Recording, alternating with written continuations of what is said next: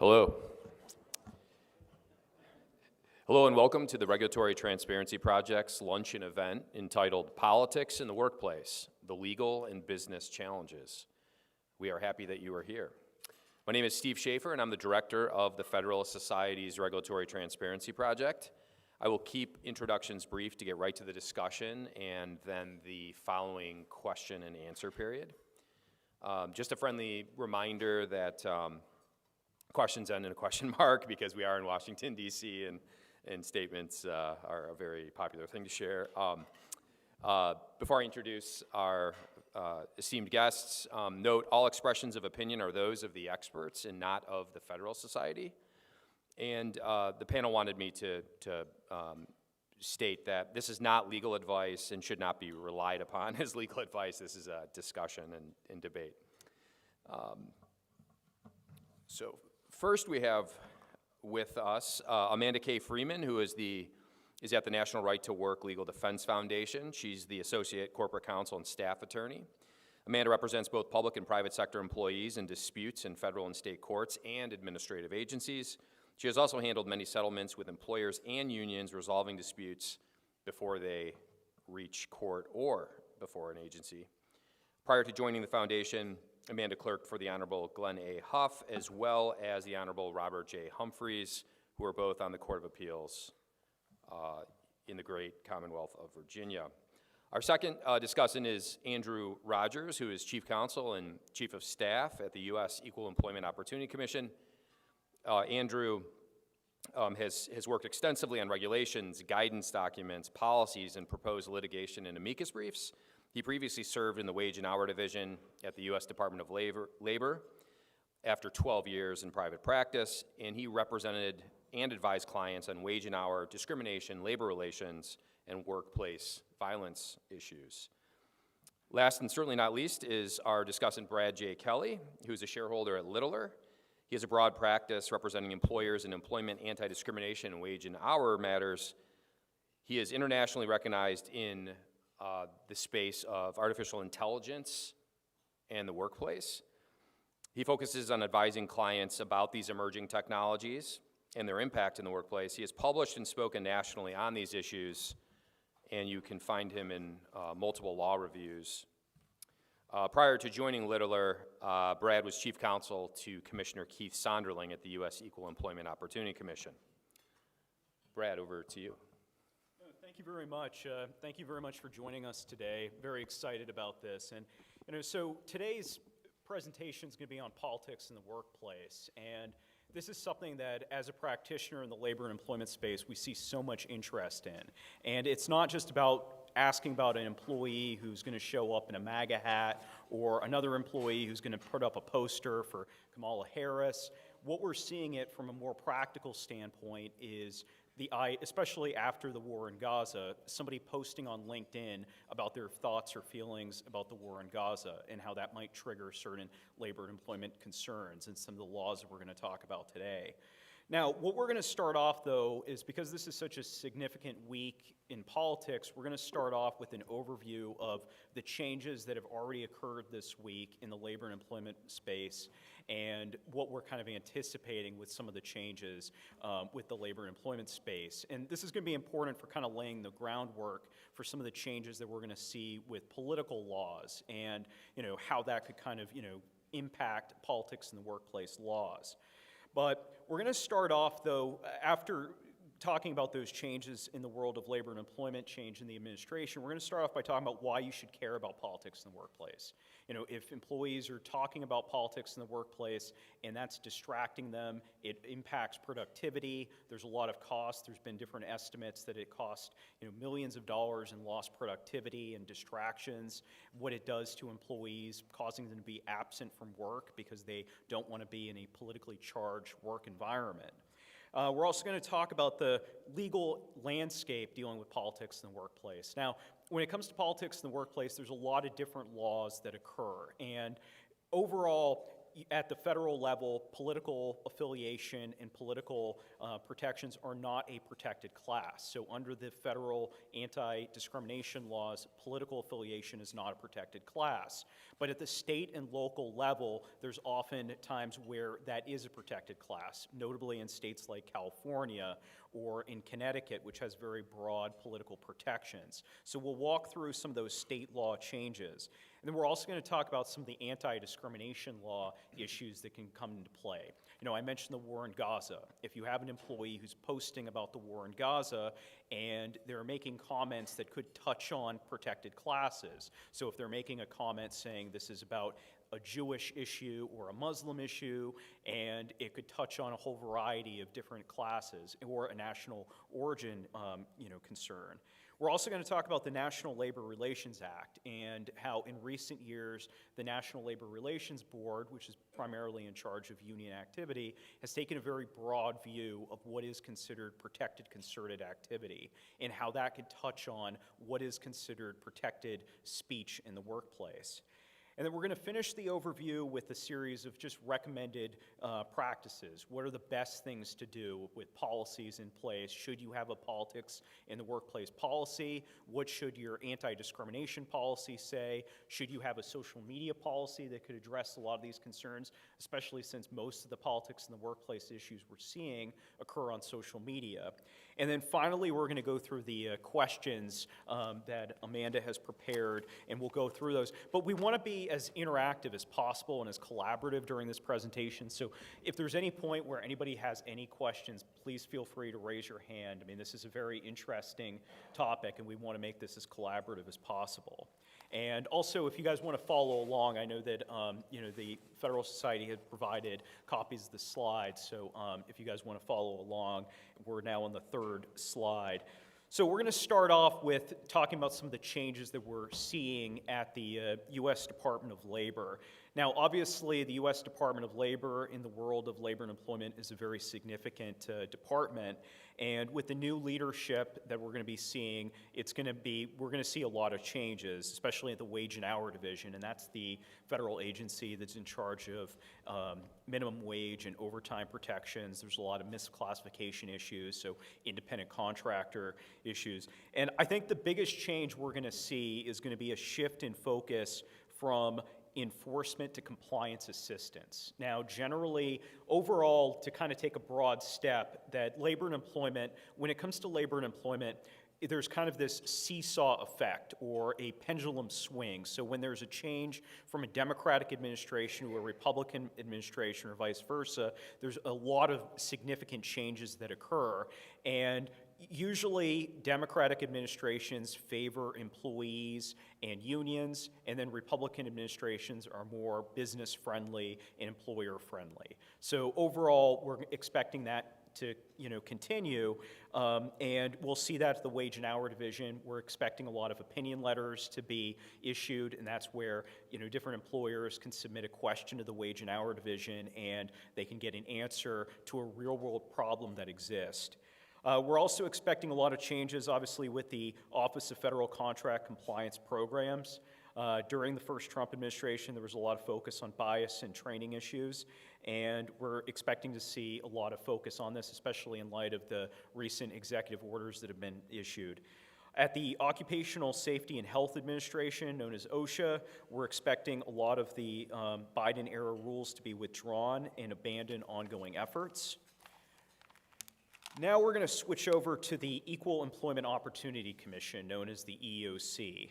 Now, right now at the EEOC, you have ordinarily 5 commissioners, but right now there's only 4 commissioners, and you have one Republican, who's Andrea Lucas, who was just named this week as the acting chair of the EEOC, and you have 3 Democratic commissioners. Now, the chair of the EEOC has a lot of administrative power.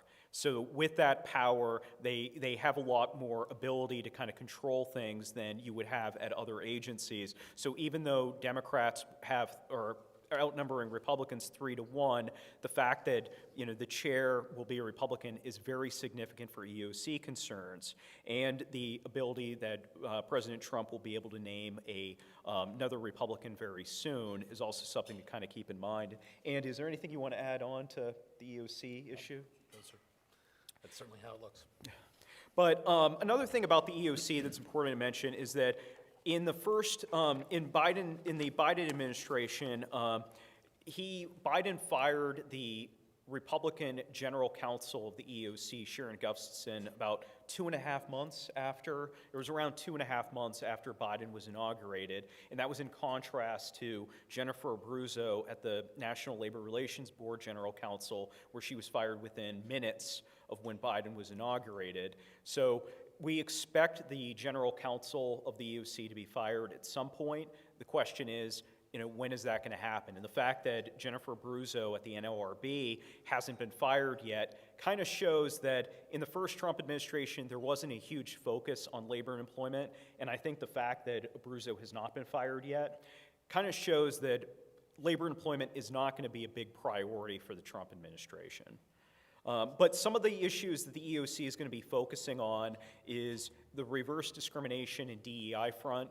Andrea Lucas, when she was chosen this week to be acting chair of the EOC, she put out a statement talking about the importance of focusing on DEI and also religious liberty.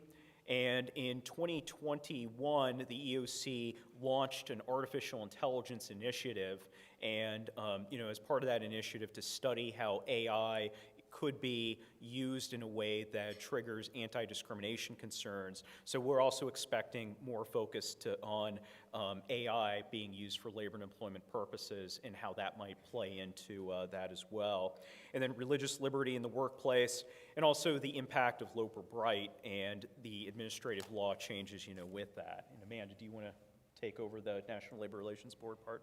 Yes, so with the National Labor Relations Board, it's similar to the EEOC in that there are 5 members, and right now there are 2 vacancies on that board. And President Trump did make Member Kaplan the chair of that committee, but has yet, the commission, the board, and has yet to fire Abruzzo, which everyone thought he would do within hours of being inaugurated. But with that, she and the Democrat majority for 4 years have had the ability to change a lot of policies. It's similar in the pendulum swing concept of whenever the new administration comes in, we all as in-house counsel sit with bated breath to see what are the new policies coming in.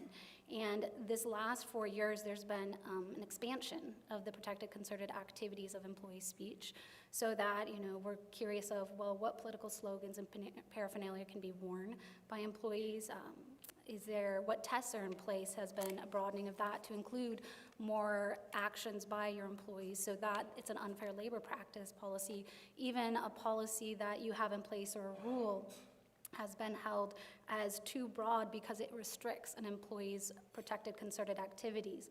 And we're going to be keeping an eye on that. And then a new one you'll hear us discuss again later in the meeting is the captive audience meetings, where Abruzzo and the NLRB, the NLRB issued a decision reversing 76 years, saying that an employer cannot talk about unionization in a meeting that employees are forced to attend.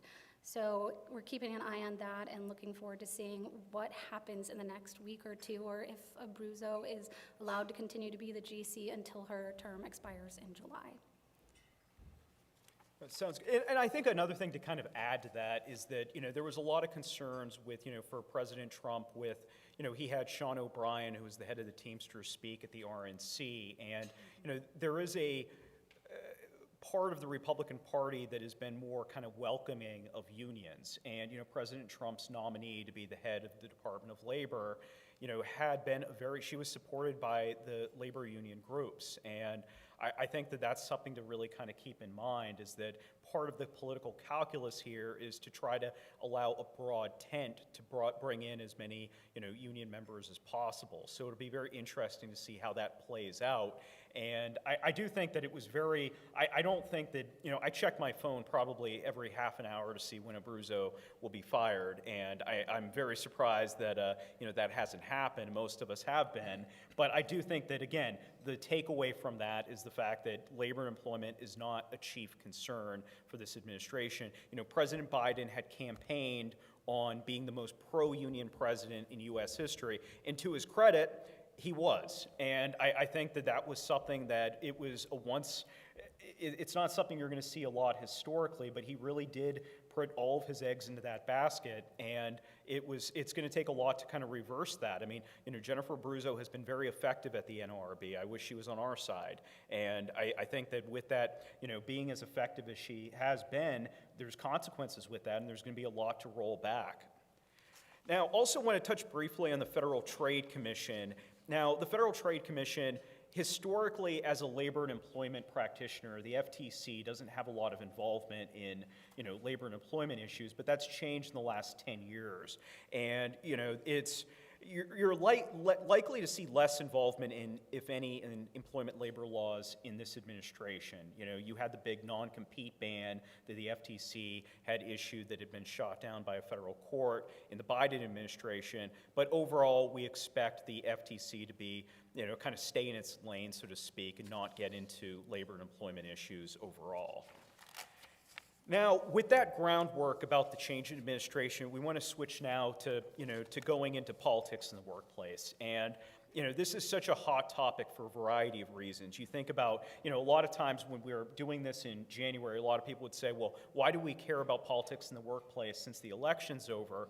But it's not just about the election. I think that, as I said, most of the questions we're getting are about the war in Gaza, or about, people posting about the war in Ukraine, and, different sort of activities like that. Or if you have an employee posting something on gun violence issues, if there is a school shooting, what happens when that becomes political? And a lot of the things that you would say historically were not political now can touch on political issues. So I think that's a very important thing to kind of keep in mind. Same thing if an employee is posting about immigration, if they're saying, build the wall, or, something along those lines. And again, what if that touches on different protected concerted activity, or if somebody's saying build the wall is discriminatory under the EEO laws. And so a lot of the times you have the workplace spillover effect. So you'll have a conversation at the water cooler and it will heat up because people get very into political issues. Now, I think that in a lot of places now where, especially in the post-COVID world, politics has become so personal for a lot of people. It's become something that, they can't separate themselves from. They feel almost a mission on, a host of issues, whether it's immigration issues, reproductive issues, and so forth. So many different conversations can quickly devolve into a political, discussion overall. But there's also issues that we've seen a lot during the election about employees who wanted to wear pins at work or to wear clothing at work. If they wanted to, the example I used before about wearing a MAGA hat or wearing a pin that says, some sort of social justice issue. These are the questions that we're getting most of the time. We had one question about what an employer could do if they had an employee who had a lot of bumper stickers on his car that were pro-Trump. And, could they do anything for a car that's parked, a private vehicle that's parked in the parking lot? So we're getting all sorts of questions on this. And I do feel like in a large part, a lot of these questions are going to become more pressing now because a lot of the policies, that the Trump administration is going to be pushing, you're going to have a lot of employees with very strong feelings. So I think a fundamental question that we should keep in mind during this discussion is, do we want politics in the workplace? And I'm saying that objectively, as, members of the Federalist Society, I think that there's a reality that, conservatives are often discriminated against, compared to liberals. And I think that's part of the reality. But do we want politics in the workplace? Do we want those protections? Or do we want to have a political place that's free of, a workplace that's free of politics? Now, I think it's really important to talk about the cost of workplace incivility when it comes to politics. So according to some studies, $1.2 billion per day in reduced productivity due to uncivil behaviors at work. And again, this is the idea that somebody gets very offended of politics being discussed, saying, oh, I can't believe you're supporting that candidate. I can't believe you're supporting this president. And, I'm not going to even talk to you. I mean, you've seen after the election saying that you shouldn't talk to coworkers or you shouldn't talk to family members and so forth. So there's consequences that come with that sort of political discourse in the workplace. There's also studies that show that the average productivity loss is 31 minutes per occurrence. So we've seen, as a labor and employment practitioner, we've seen cases where an employee will get into a political debate at the water cooler, and they'll go back to their cubicle and spend the next hour and a half researching what they were debating before to go back to win that debate because they lost the debate. And you'll see this, and it's true, and they'll come back, they'll say, oh, I've printed out all this stuff, and they'll also use the printers at the office, and they'll say, I'm going to win this debate now. I didn't win it the first time, but I'm back now with my facts and Wikipedia and all this. And so, when you think about that, the impact that has in the workplace, that lost productivity, it's really important.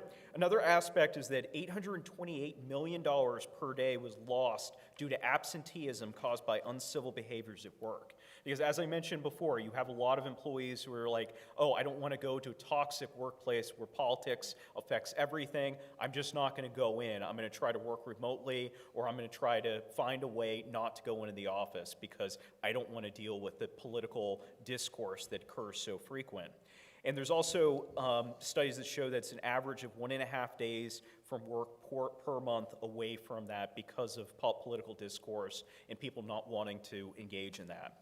There's also a study that shows that 49% of U.S. workers reported experiencing or witnessing incivility weekly. So this is something that's happening very frequently, and it's interesting when during the election you had a lot of concerns, but as I mentioned, with a lot of the policies we're going to see, especially in the immigration front, are we going to be seeing employees posting more about politics in the workplace? Is that going to be something that comes up a lot? And I think another thing that's really important is during this election, there was a big debate over the role of social media. One of the things about politics in the workplace, why it's changed so much in the last 10 years, is because of the role of social media.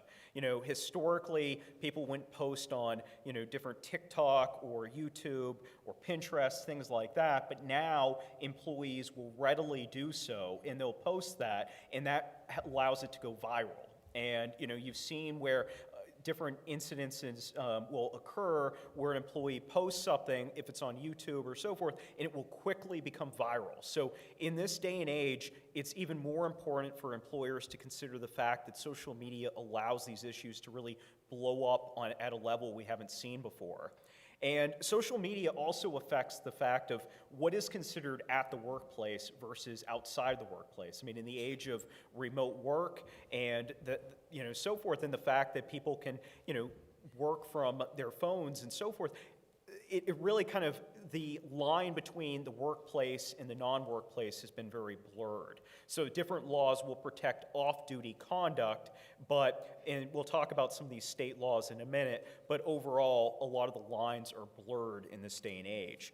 Another question that comes up a lot when it comes to politics in the workplace is, what is political? And that's something that when you're asked, what is a political issue, how do you respond to that? And what we've seen with some of the different state laws, for example, a lot of the state laws in California and so forth, it would be supporting a political candidate or cause.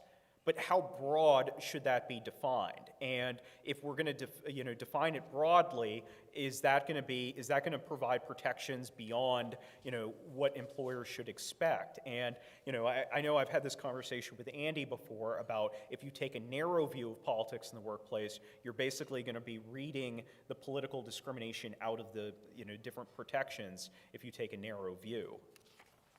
I think a lot of these issues get exacerbated, particularly on the social media front, depending on how the person speaking has framed their social media account.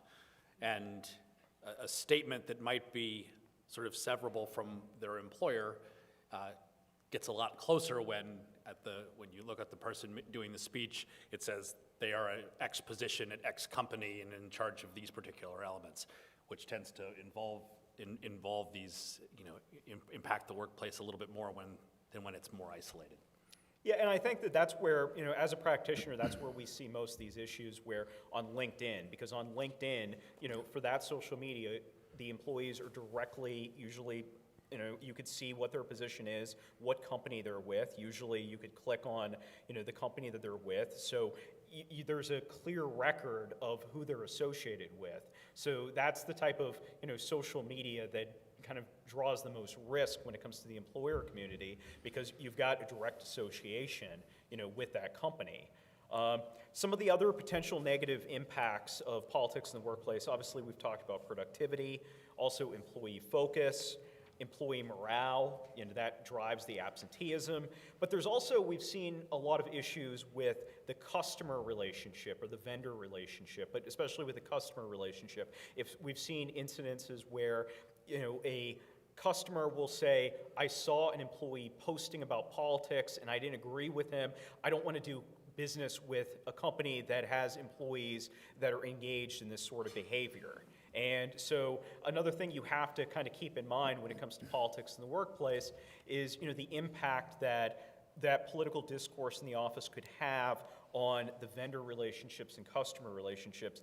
And we've also seen instances where it's led to harassment or other discrimination complaints that have been filed. Somebody will say, well, somebody was posting about politics in the workplace, and I feel as if this is a sexual harassment type issue, or this is some sort of harassment type issue, so I want to report this through the HR channels that this is harassment, and I feel like this is a hostile work environment. So those are some of the main issues we see when it comes to politics in the workplace overall. Now, turning to freedom of speech and expression at the workplace. Now, oftentimes when it comes to politics in the workplace, we hear from the employee side, oh, well, I have a freedom of speech, and that's protected. But that freedom of speech does not apply to the private workplaces. The First Amendment freedom of speech does not apply to the private workplaces. Now, there's an exception in some cases when it comes to different state laws. So for Connecticut, for example, has a state law that basically takes the political protections, the rights of free speech, and takes them in, provides to the private sector the same rights that apply to the public sector, but it's really state law specific. And then there's also the exception, which we'll talk about later, dealing with Section 7 of the National Labor Relations Act, if there's something about protected concerted activity, and if it's dealing with communications about wages, hours, and other terms and conditions of employment, which may provide an exception to that ban overall.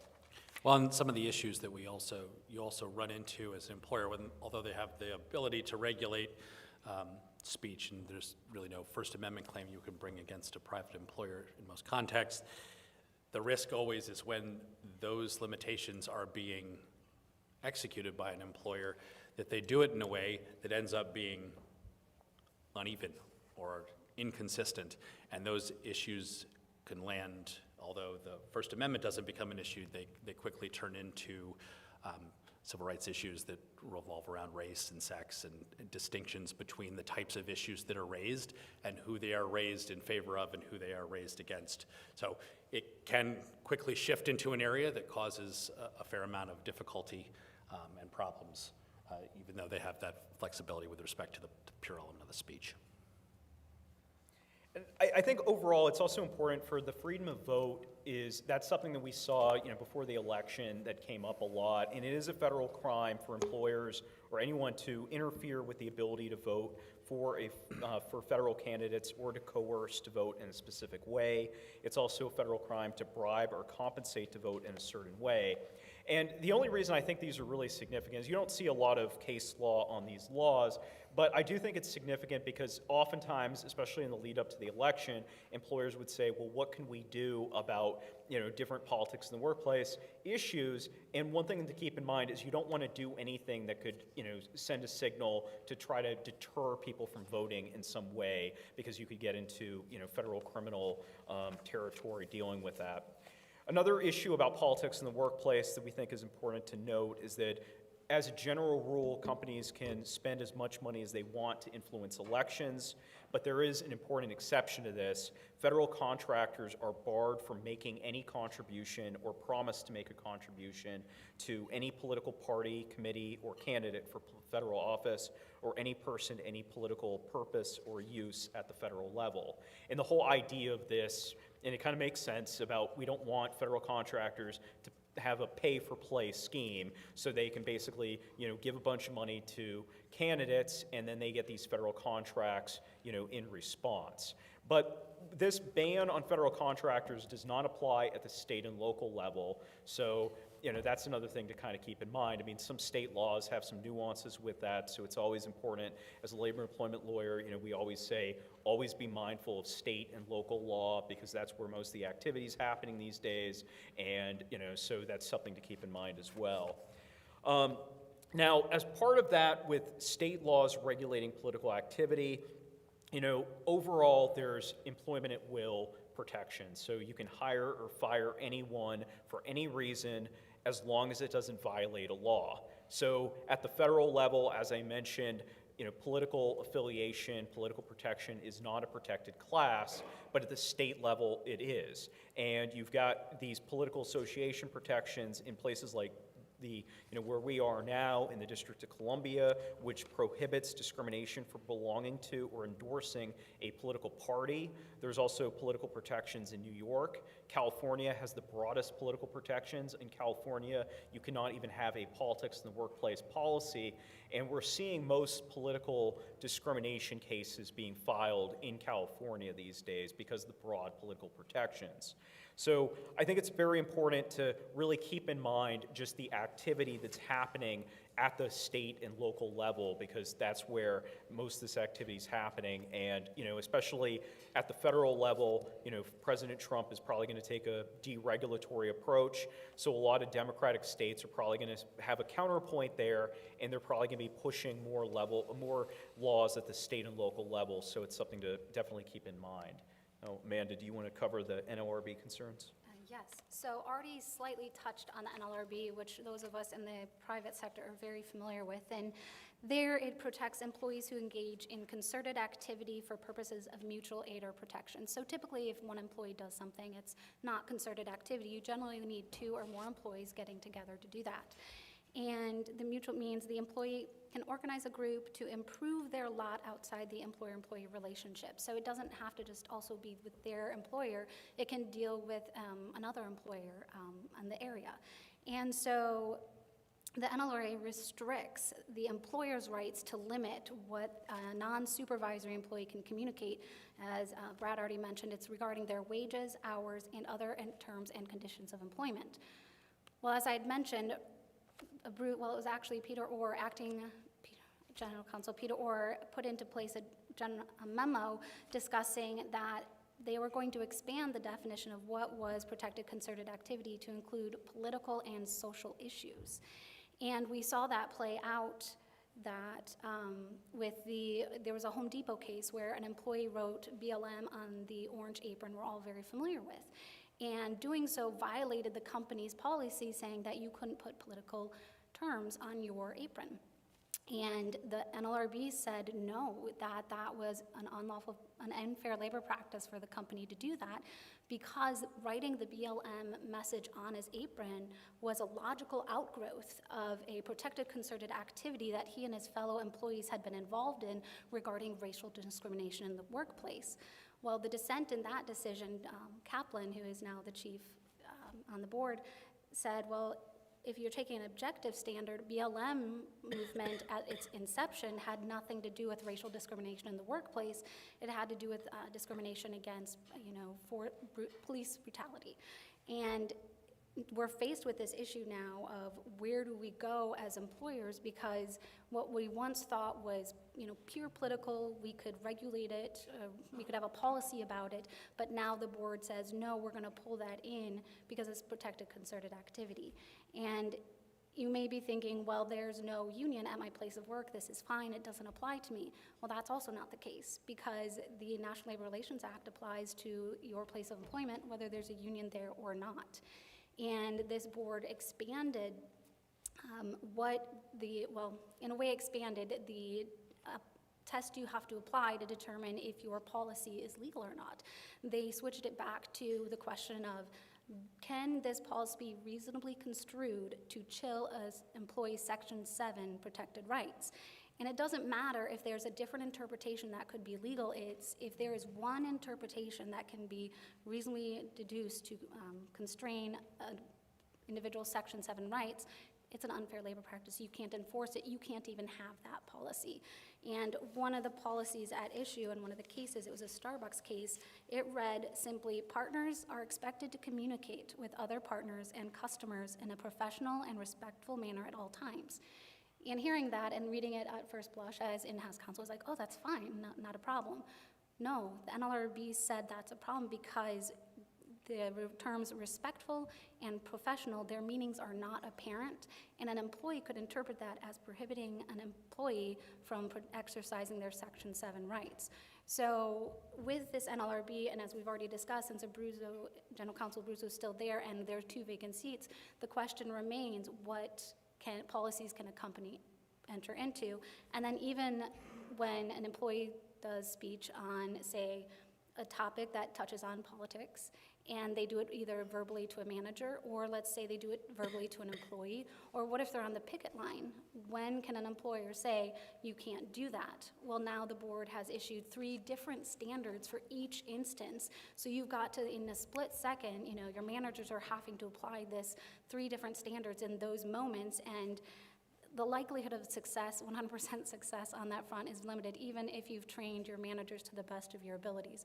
So you've got to keep an eye with the National Labor Relations Board. Again, an employee's one-time comment may not be determined as protected concerted activity because you have to have 2 or more employees.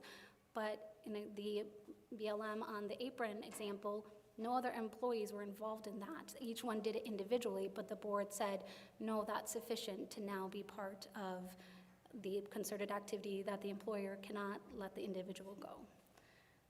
Did you want me to go into the captive audience bans?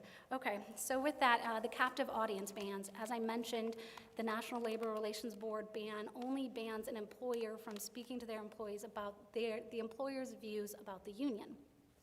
Something that I found very interesting because employers are choosing, for whatever their reason is, to spend money by paying these employees to sit there. And so that isn't directly on point with our conversation today, but there are state bans. 12 states have issued or enacted captive audience bans on this front, prohibiting employers from discussing both political matters and many times religious matters with their employees. And just to give you an example, California defined political matters very broadly. We're not surprised on that. It says political matters refers to matters relating to elections for political office, political parties, legislation, regulation, and the decision to join or support any political party or political or labor organization. So that's a very broad ban, and of those 12 states, 4 are currently being challenged in court on 2 grounds. One is a violation of First Amendment freedom of speech because employers have that right, and the other, ironically, is that the state law is preempted by the National Labor Relations Act because the National Labor Relations Board has decided to act in this arena. So states cannot. So the 4 states are currently Connecticut, California, Illinois, and Minnesota, and so we're keeping an eye on that to see where those go and if they're going to still stay in place. But I think this is really significant because, basically for captive audience ban is that what the whole point is that, generally employers can, have a meeting and they can tell, they can educate their employees on the problems of unionization, saying, that if we have a union that there will be a decrease in productivity, there will be more bureaucracy and so forth. Historically that's been, okay, but these states have stepped in and they've said that you cannot have these captive audience meetings, and what's really interesting is they very broadly define religious or political matters. So we're getting a lot of questions from employers like, what does that mean? Like, what is a political or religious matter? And what could be considered with falling in that rubric? And in California, it's really interesting how just this was a couple weeks ago, the Chamber of Commerce of California challenged the new captive audience ban that Governor Newsom signed and went into effect at the beginning of this year. And one of the things that's interesting is California is kind of taking a more narrow view of what's considered political in this case. So it's interesting how they're kind of walking it back a little bit.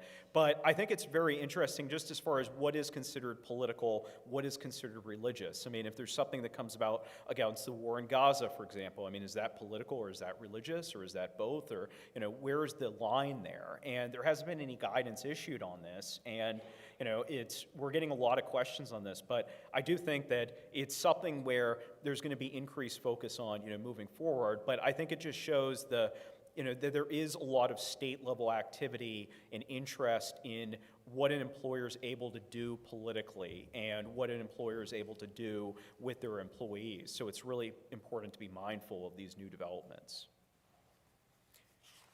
Andy, do you want to cover the anti-discrimination concerns? Yeah, if you haven't, all the issues that employers and others have to face with respect to the board and the National Labor Relations issues. On the other side, there's a lot of potential implications under anti-discrimination laws. The political affiliation, broadly or probably narrowly defined as well, isn't directly implicated, of course, by the Civil Rights Act or any of the other anti-discrimination statutes. But a lot of other related protected characteristics and classes are implicated. And the laws that, they extend cover to race, color, sex, religion, national origin discrimination, age, disability, genetic information, pregnancy. There's a long list. And, in talking about a lot of the potential issues that are raised, it's easy to see how some of those relate to and directly implicate things like religion and other protected groups. And when you have a lot of interactions at the office water cooler on these potential topics, conversations can get heated, and it's not a big step to see how people can believe that there's, or make claims about hostile work environments and harassment, and then again, you're again facing a challenge with respect to how to implicate and how to deal with some of those things. I think that those are the issues that are going to continue to come up. They're ones that are very difficult to necessarily to step in and deal with in a way that's compliant with both the requirements pertaining to maintaining a workplace that is not a hostile work environment and taking actions to prevent harassment. A lot of the steps that employers usually take in this regard I've started to run into a lot of the board's limitations on what is protected activity and what can be done in a way that does it. There's a fair amount of interaction, a fair amount of additional potential conflict between employer efforts to, on the one hand, create a workplace that does not have harassment that violates federal anti-discrimination laws, and on the other hand, be compliant with the dictates of what the board is saying with respect to protected concerted activity and other limitations there that Amanda has just discussed. And I think one thing also during this past election that we saw a lot of comments in the workplace about age-related comments, based off of the candidates' ages, especially, before, when Biden was the nominee, there's a lot of age-related comments. So you would see employees making comments in the workplace that could be regarded as ageist or age discrimination, type comments. And you would see that, and it became almost kind of normalized. And, for employer comments, like it's very important you do not want comments that can contribute to a hostile work environment. And we would see a lot of employees complaining about, the fact that these comments are being made about candidates, whether it was about their age or about their sex or race. You don't want that to contribute to a hostile work environment. So it's also very important to be mindful about different comments that are made, especially when it comes to politics in the workplace, how that could contribute to it. But I feel like age related comments were probably the most common we saw leading up to the election. Do you want to cover the EO NLRA? Sure. So as Andy kind of hinted at, there seems to be an apparent tension between the EEO and the NLRA when you're dealing with things with your employees. What if there's a political topic, and do you comply with the NLRA, or which has lesser, penalties if you don't comply with your company, or do you comply with the EEOC and their requirements because they're more stringent? I almost said draconian, but it's more stringent penalties when you have a violation found on that front. And General Counsel Abruzzo issued a memo on this, I think last week, when she thought she was going to be fired. And in it, she just said there's really no reason, well, my take, I should clarify, my take was there's really no reason there should be a conflict there or tension, because if your company is doing everything accurate, if your rules are narrowly tailored, focused, and precise, you're most likely going to be okay with the NLRA and the EO goals. And if you have consistent application of your policies, that'll weigh against a finding of a violation. And yet we all know our employees aren't perfect, companies aren't perfect, and you can try your best to have a facially neutral policy, but when it's applied, as Andy mentioned earlier, it can be applied in a disparate way, or it can call, is it harassing? And so the question remains, and I'd actually ask both of you if at all you'd recommend to your clients. I know as in-house counsel, many times the question comes down to your managers are like, well, yes, but what's the lesser of two evils? I know, Andy, you used to be private sector attorney. Would you have ever said anything to your clients on that front, or would you even want to talk about that here? Well, I don't know what I would have said back when I was in the private sector. A lot of the current authority is since that time. I think a lot of, as I was mentioning earlier, I think part of the implication is that the Supreme Court precedent and the federal anti-discrimination laws require employers to take proactive steps to prevent harassment, and to, when it sort of starts or is coming out, to identify it and take action to prevent it from becoming severe. The board seems to take the view that a lot of some of that activity that you would normally deem to be not only helpful, but you'd want to have in an employment situation, is going to potentially violate the NLRA.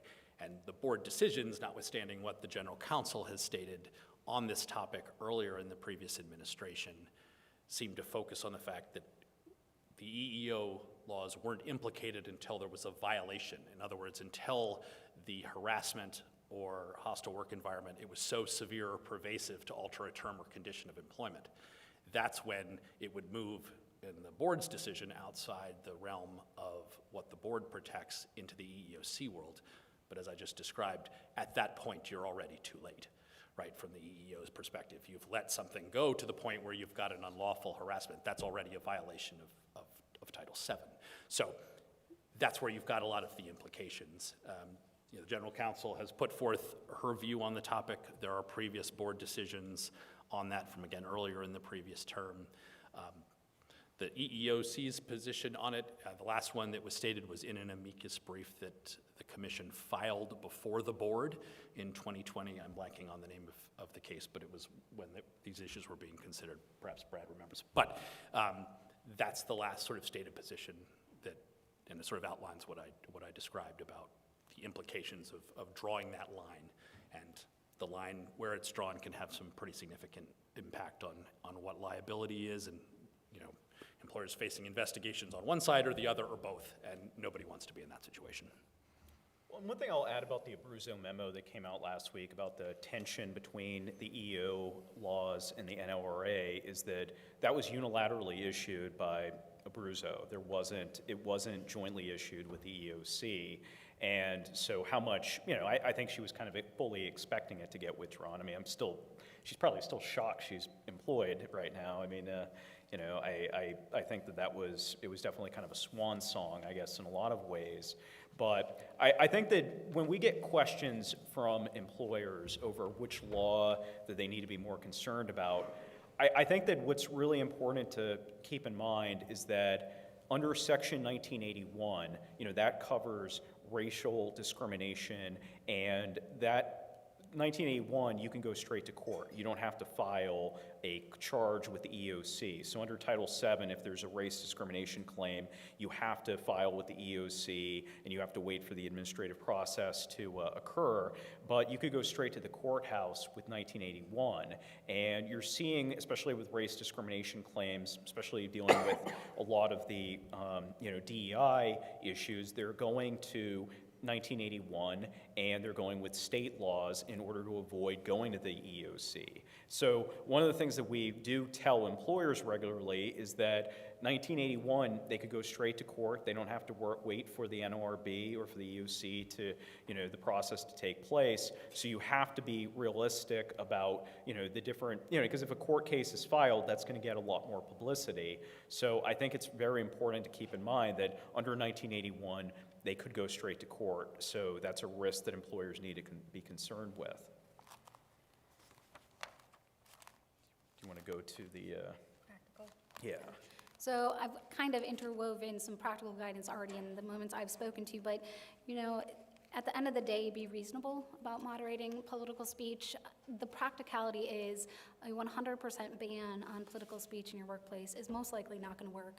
It's going to impact morale. People are not going to be happy because, for the reasons that we've already discussed, what is political speech? With the NLRB, it kind of includes social justice issues. So make sure you're kind of, again, having that reasonable approach to your aspects there. Revisit and fortify applicable policies where possible. Take a look at them, and I know with the NLRB, the constant shift there, you've got to keep in mind of, now, will this chill someone's Section 7 rights? And then create opportunities to build bridges and strengthen communication skills amongst employees. Let them have discussions. I saw a sample policy that acknowledged, this could be an issue at your workplace. Don't be careful of who you're talking around. And then the company provided a location for people to have conversations on politics or whatever it is, so that it gave them a place to do so away from other employees. I'm not recommending that. I'm just saying I saw that in a policy out there. And kind of turning to the last slide is be proactive. Think through these things. And when I say be proactive, I'm not saying go and create a policy today. I'm just saying think through, does your place need a policy? Many companies will sit and just let things lie. If everything's going okay, just let it be, and then address it when something comes up. But having a game plan in your mind or your manager's mind is helpful. Be aware of state and local laws. As you've heard, those are shifting, and there's different laws on each level that apply. And then have a game plan. Again, determine whether you should have a policy. You should be talking to your attorney on that front within your state. Communicate the policy to the employees. Train your managers and supervisors. That's going to be a big thing. Make sure they know these shifts when politics now are coming into play. I know that training means money, and not every company has that capability, but doing so even in a form of a memo or guidance document is helpful. And then just continue to monitor the evolving landscape. I know companies, law firms like Littler and other law firms send out news blasts. I don't know what your guys' is called. I receive so many from several different places, but there are places that will keep you apprised of what the EOC does, what the NLRB does, so that you're not having to technically pay an attorney, but then you're aware of what is going on. So that's what I would say. And I think one thing for a lot of the concerns that we see with politics in the workplace is that a lot of your existing policies that you have in place, so if you have an anti-discrimination policy, so again, what we were talking about before with the age discrimination comments that we would see, your anti-discrimination policy would cover that. And so I think keep in mind what the other policies are that might apply to the situation. If you have a social media policy that says, be professional, don't post anything that, will look badly on the company, that would apply to an employee who's posting on social media. And despite the fact that one of the questions we get all the time is, should we have a politics in the workplace policy? And generally the answer is no. Just because I do feel like 99% of the concerns can be addressed by other policies. You don't need a politics in the workplace policy, and if you have a politics in the workplace policy, a lot of employees see that as kind of hampering their rights, hampering their freedom of speech that they believe they have. So I think it's very important to look to existing policies and, again, to fortify those as much as possible. But again, it's also important to have employees that are mindful of those policies. And with the game plan, it's especially in the age where so much of politics political post can go viral because of a TikTok video or a YouTube video. So you need to have that game plan in place. What are you going to do if an employee posts on LinkedIn something, and how are you going to respond to that? So having that game plan is absolutely crucial. But I think that we've had some employers tell us that we don't care what the risks are, we want a politics in the workplace policy, and you just need to be mindful that that's not going to survive the different state laws that are out there. And so I think that's something to really kind of keep in mind as well.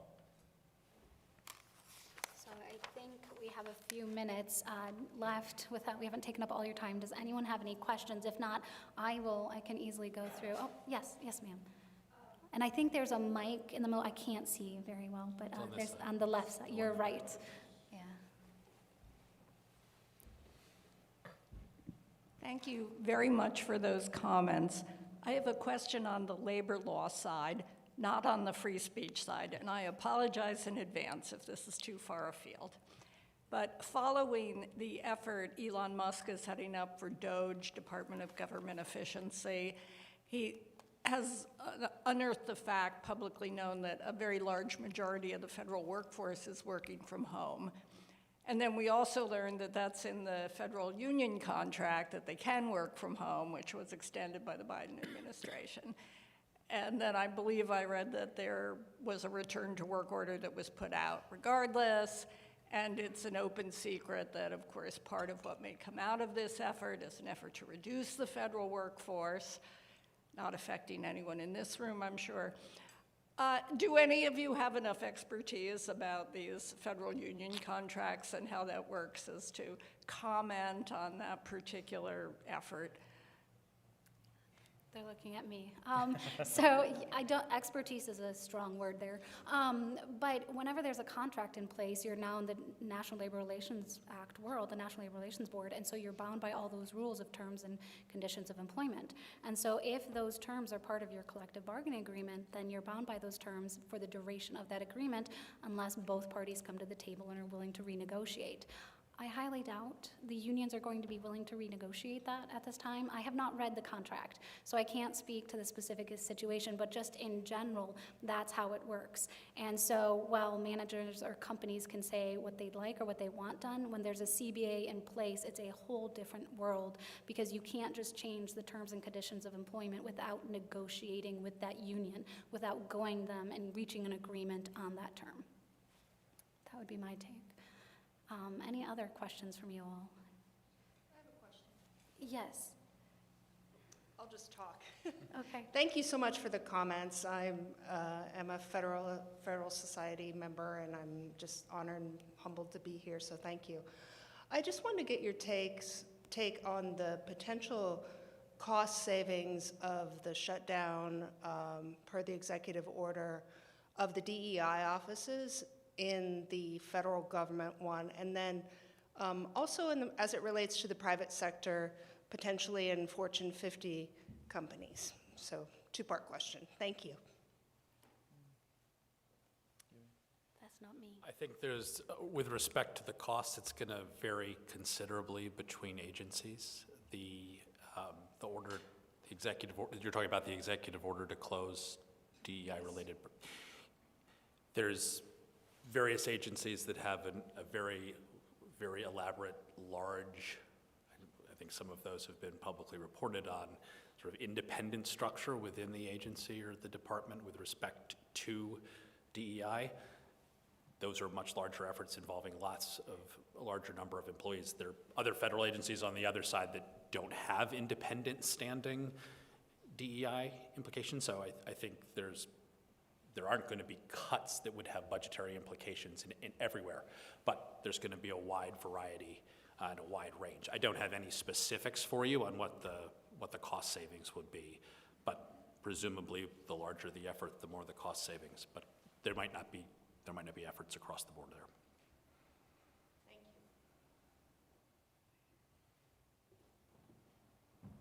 Thank you. Well, please join me to thank this panel. And thank all of you for being here, and if you're viewing this later or on the live stream now. For more content like this on the regulatory state and how it affects the American way of life, please check out regproject.org, that's regproject.org, or visit the Federalist Society website at fedsoc.org, which is fedsoc.org. Thank you so much for being here. Appreciate it. That was great.